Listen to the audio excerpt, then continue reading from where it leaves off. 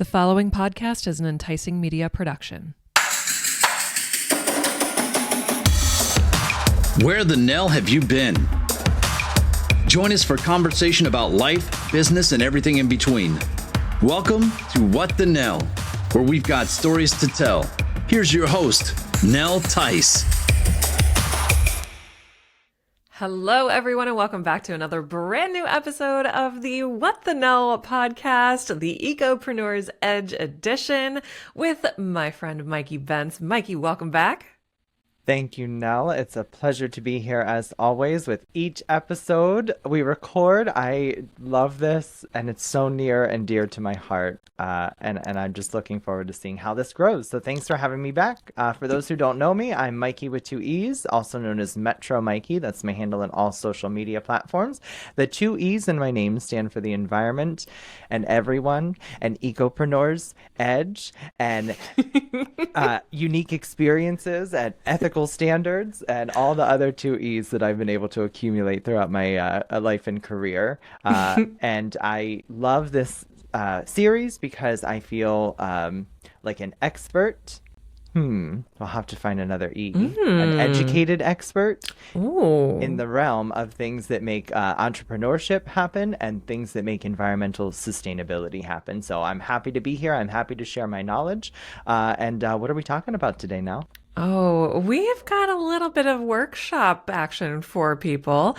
You might want to grab a pen and a paper because you have reached the EcoPreneur's Edge goal setting workshop. So this is probably, looking back, one of the things that I feel I excel at, and I don't know why. It's something that probably for a long time was a mystery to me. And I just kind of intuited my way through like school and young adulthood. And then I found out how powerful a goal can be. And I really made it my mission. Like, I have journals where I would set goals from like young adulthood, and they weren't good goals. Some of them were visionary goals, like, and the goals that I have now built off of that. But now I really am at the point where I know how to set an effective goal, and I know how to break it down. Number one, to like, why do I want this goal? And number two, how do I get to my goal? So, I don't know. Now tell me your thoughts on goals and then we can dive in. Yeah, absolutely. So my thoughts on goals are they're absolutely necessary. I recently asked someone that I know what their next step or what their goal was in life, and not necessarily their career or anything like that. It just was overall life. And he said, I don't think I have one. I kind of looked at him. I think the look on my face said it all. I thought, how is that possible? How is it possible for someone to not have a goal unless they're truly unhappy or not in a place in their life where they're feeling like they can reach a goal? And so that actually shaped a little bit of my perspective recently on goal setting. But I think that having goals that are absolutely very attainable, easily attainable, are very important. But I also do believe in having goals that are long-term. And I don't know. I think I segregate a little bit the different types of goals. So that's where I am. But I think they're absolutely necessary. Well, and that's a great story because in my careers, I have asked many people, what's your next step? What's your goal? What's your 1 year goal, your 3 year goal, your 5 year goal, your, dare I say it, your 10-year goal? And people will look at me like I am an alien. I grew 3 heads, my skin turned purple, and I'm speaking a foreign language. And I'm like, okay, we'll start from the very beginning. Yes. I have a quote that I kind of live by, and I shared this with many of my business clients over the years, but my dance students are the ones who I think really took this to heart. A goal without a deadline is just a dream. So a lot of times I will ask people what their dream is, and they can tell me that. like, what are you dreaming about? If you daydream, what do you daydream? What is your dream for your family? What is your dream for your kids? And they will Hmm. give me answers to their dream. And I'm like, all right, now we just need to set a deadline for it. Oh my gosh, it's so interesting that I think I still have this quote. Maybe I took it off, but I used to have a very similar quote by Yoganada. I think it was, a wish is just a desire without some sort of action or something like that. So a very, very similar quote. Yep. So I would say that we're pretty equally aligned on goal setting. So once I get through that, putting a deadline on your dream, Hmm. which almost sounds ominous when I say it that way. It kind of does. Then we can get into like the steps to take on what I believe is one of the better ways we've come up with to implement or integrate Hmm. goals into our life, and then take the steps to get there. So I am a Yes. huge fan and advocate of the SMART goal setting system. I Mm. feel like that's become slightly trendy over the past couple of years, maybe, Yeah. 5 or more years. But it's an acronym. Hmm. It stands for specific, measurable, actionable, realistic, and timely. So when we're setting our goals, when we're putting a deadline on that dream, if the goal is, I want my kid to grow up and be an Olympic athlete, Hmm. it has to be specific, so Hmm. clearly defined or identified. Right. They want their kid to be an Olympian. It has to be measurable. So Hmm. normally, if you're going to be in the Olympics, it is from wherever we're starting until they're like 18 to 26. Right. So it has to be actionable. We can't just be like, all right, I want my kid to be an Olympic athlete, and then we focus on sitting at home watching YouTube videos. Right. Sign up for the swim classes. That action is probably not the right way to get there. No. It has to be realistic. Like, there are many goals at the Olympic. Like, I feel like a lot of people could be good at sports if they wanted to. Sure. Not everybody wants to, but there are definitely realistic goals. Like, I actually have an example here of like to create a dinosaur from DNA. I must have been like watching Jurassic Park or something when I, I love that. came up with some of these notes. But like a realistic goal for creating a dinosaur, would be someday I would love to isolate, the DNA from somewhere and go through the process to have it done by 2050. Mhm. Probably, could be realistic and create a dinosaur by then. If you wanted to do it by 2024, it's already 2024. It's not really realistic Right. anymore. Yes. And then it has to be timely. You have to make sure that the goal, the realistic time frame is good, but then we're also doing things to Yeah. check little boxes to get there in a timely manner. So the SMART goal incorporates all of those criteria, and they're always well defined, clear, and unambiguous. Like, ambiguity Yes. is not something we want when we're goal setting. So what do you think about that now? That's a really great, I can see why it's become trendy. And I'm a big, big fan of setting goals and creating little mini goals, sub goals, I like to call them, leading up to the big goal. And I think that's an imperative because if you set a goal and it's something like becoming the Olympic athlete, you have steps along the way that have to be chosen and have to be completed before you can get to that level. So sometimes a goal can feel really daunting if you don't have those sub goals in place. But how would one determine, if you're put on the spot and someone asks you, what is your next goal? I think that can create a little bit of confusion, anxiety, and thoughts around, oh my gosh, what is my goal? So how would you encourage someone to figure out what that goal is? How do you go about finding what a goal might be? So I know that we've talked about it before, and I love organizational concepts. Excuse me for a second. So I love the SMART goal setting system, and then I go right back to the wheel of life, and those are where I set my goals. So we'll have the physical, the emotional, the spiritual, the mental, the social, financial, career, and family. Yeah. So we can use those areas of focus, and then we can do any time limit that we want to. We can do a lifetime goal. We can do a 20-year goal, a 10-year goal. Like, take a mortgage, for instance, if you're buying a commercial property or a residential home for your family. That mortgage is usually broken up into 30 years. So we have a 30-year goal already set by somebody else. How kind of them.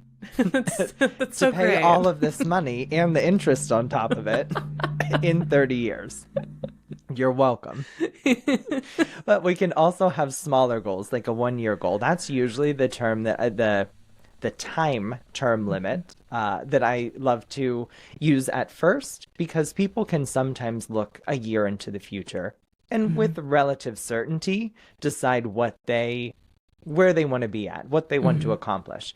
And a year is great because once we have our area of focus, I'm going to go to an example that I love because it's money and everyone loves money. Right. So our goal for the year is going to be to save $12,000 as business operating expenses, or a lease for a new startup business, or funding to start a GPT.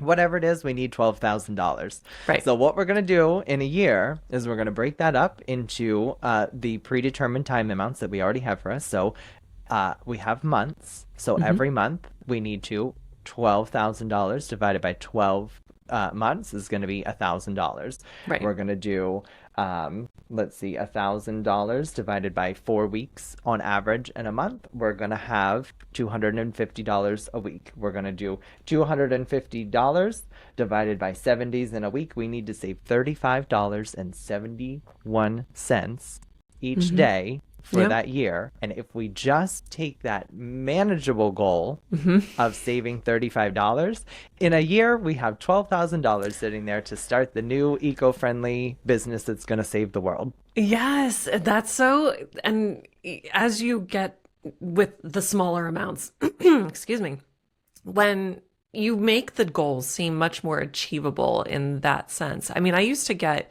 back at the cigarette commercials back in the 90s, or anti-smoking ads, I guess they were, we talked about how much money you would save a day if you quit smoking, because cigarettes were so expensive by the pack and the cartons and however else they package them. But if you really truly, and then hone in on those goals and think about, well, okay, so $35 a day, that doesn't sound like a lot. Where can I cut that out a day? Do you smoke?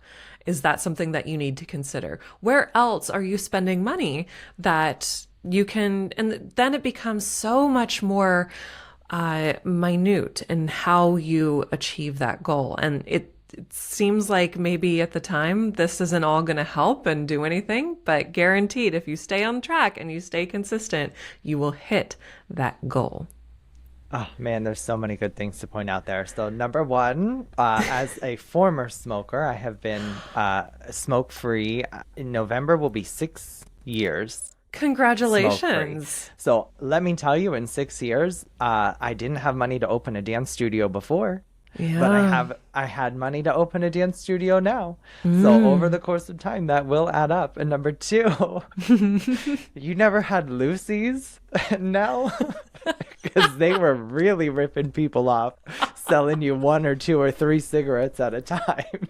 What? I've never heard of in this. the corner stores somewhere, in downtown Harrisburg, they will it's not an ethical business practice, but they will open cartons or packs of cigarettes and put them in what is it called, wax paper. Oh my And gosh. staple the top into a little package, and it's like 2 or 3 cigarettes for, X amount of 50 cents, or I don't know, No with inflation, way. it's probably $3 now. $1 a stick. So That's incredible. I've never heard of that. so that's that. And then there was also the point of, like, in business, when we're talking about financial goals, at least we can pretty much do one of two things. Number one is going to be increase our revenue, go to work for an extra hour, do an extra service, perform on a different one extra client, make one extra sale, deliver one extra good so we can increase revenue, or we can cut spending.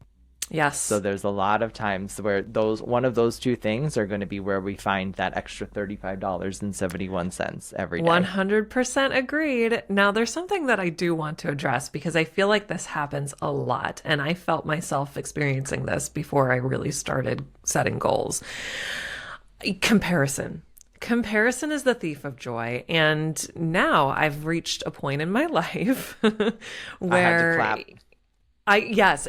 That quote, and I can't take credit for that quote. I gathered that elsewhere, but it's really difficult when, I was going to friends' houses and I was seeing their beautiful brand new house, their beautiful pool and backyard set up.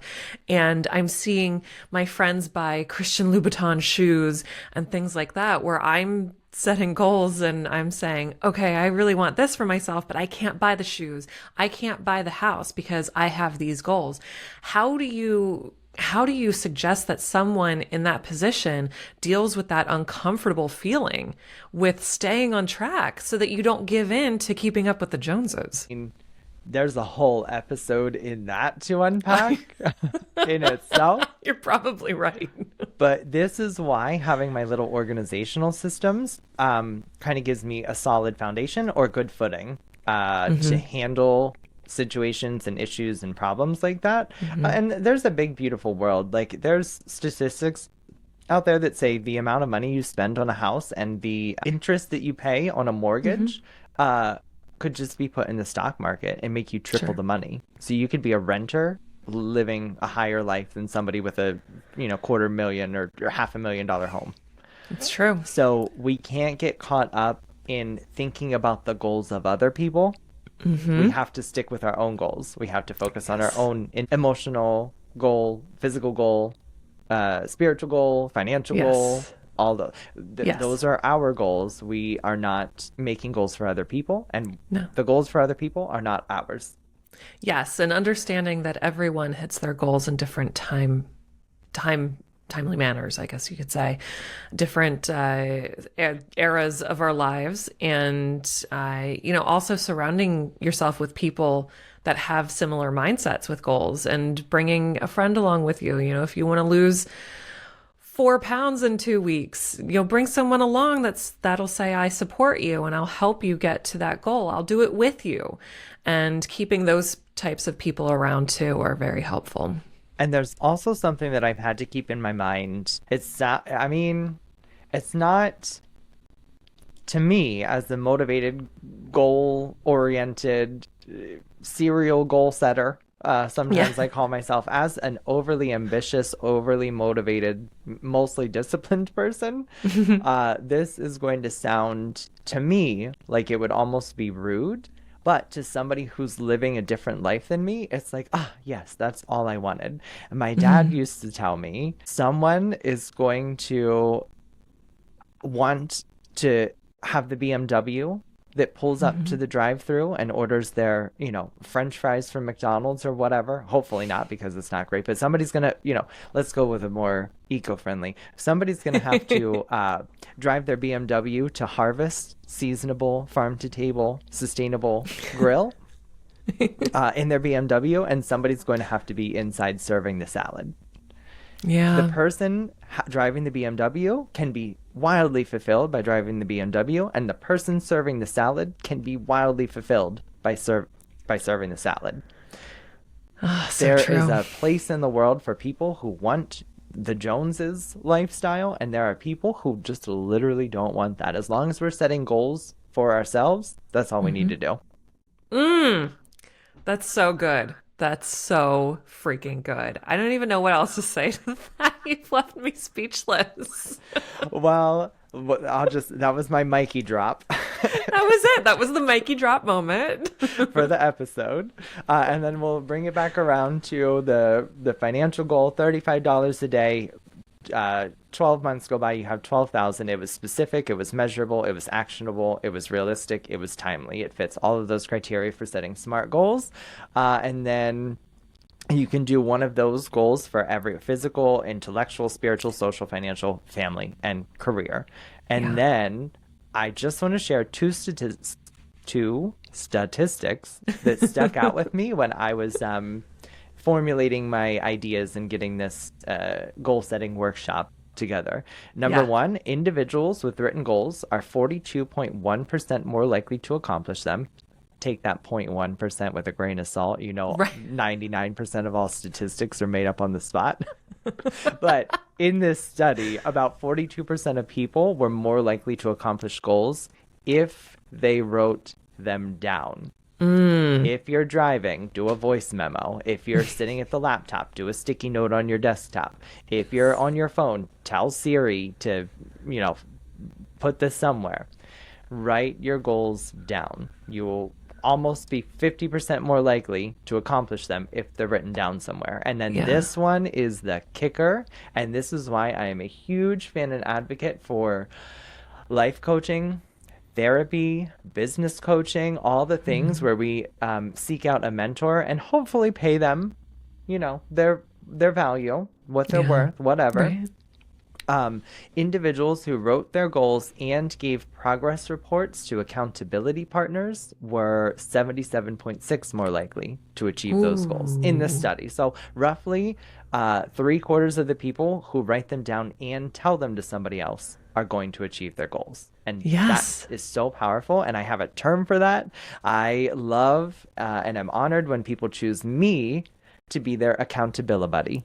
Accountability buddy. I love that. That's so good. And those statistics are really, truly very powerful. And accountability is like, I mean, that's everything. I mean, accountability buddies are so incredibly necessary. So thank you for mentioning that. Absolutely, 100%. I believe in all of that. And, half the battle is showing up, but also surrounding yourself with people. And this is true for so many areas of life, but especially in goal setting. So, Mikey, final thoughts on goal setting in our workshop. I 100% will go to my grave if we haven't cured mortality by then, believing that goal setting is one of the most powerful things that we can do. And goal setting comes in many different forms. It can be vision boarding. It can be using the Freeform app, in your iPhone suite of apps. It can be journaling. It can be telling your therapist. It can be so many different things. But once we have those goals in place, we have a roadmap. We don't have to feel lost. Anxiety to me just is defined by the fear of the unknown. If I don't know where I'm going, I'm going to be scared of everything. Yes. So I will set a goal just to cure my own anxiety. Like, not even because I want the goal to happen, but I'm just like, I just don't want to be scared about whatever the heck I'm irrationally afraid of. Fear of the unknown. So I will set a goal. I know where I'm going. And then my last and final tip or tidbit I got from a mentor. And that's if I'm setting a goal. So to be vulnerable and share a little bit of my own authentic life. My goal to retire is 2 million.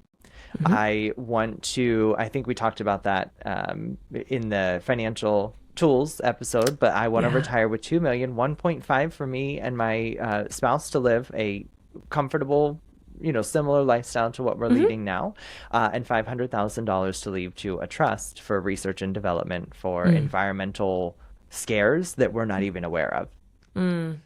My mentor said, take that goal, Mikey. That's a great goal. We love it. It gives you everything that you've talked about in this workshop. 10x it. So now my goal is 20 million. If I hit 20 million, great. I have 10x to my goal. Yeah. If I shoot for 20 million and end up with 5.7, I've already doubled my initial goal. Oh, that's so good. That's such a good way to approach that. That's amazing. That's really awesome. So if we have a goal, 10x it and see where you get. Yes. Oh, that's such a good tip. That's amazing. Yeah, I think that's a really great way to leave this episode. I will mention that I'm turning 40 in a couple of months, and I'll say fitness personal goal is it started as I want to be a certain weight by the time I turned 40. And this is another thing, is that goals evolve, kind of like 10xing it, and then, still doubling your goal, even if you don't reach the 10x goal. But now my goal is to just feel better than I ever have throughout my life, including when I was young and spry and didn't have arthritis in my knees from running for so many years. So that's the goal, and I do believe that I am going to hit it. So Well, I believe you are too, and now you told me, so I can be your accountability buddy. Woohoo! I love that. Looking forward to all of that and more episodes of the EcoPreneurs Edge Edition. Mikey, thank you so much for joining me yet again on another amazing episode. Thank you for having me. I love this, and I keep forgetting to tell everyone that this is a podcast and a vodcast format. So if you go to the podcast and have a question, leave us a rating and review, and we'll look over those to see if we can answer any questions in upcoming episodes. And if you're watching this on YouTube, to watch all of our little cutesy, demure, and mindful facial expressions. Then you can leave us a comment, and we'll scour through those and see if we can come up with episodes from the comments, or generate responses. Absolutely, we'll reply to you all, and we'll look forward to seeing you on the next episode. So Nell, thanks again for having me. I always appreciate it, and I'm looking forward to recording many, many more. Yes, absolutely. Well, Mikey, thank you for saying all the things. I don't even have to do half my spiel at the end now. Even if you have a brat comment for us, we'll respond to that too. So all the comments, all the demure, very mindful things. And anyway, so thanks for listening and or watching and with us. And as always, I will catch you on the next one. To learn more about how to tell your story, connect with Nell at enticingmedia.com. That's ENTICEING media.com. Thanks for listening to the What the Nell podcast.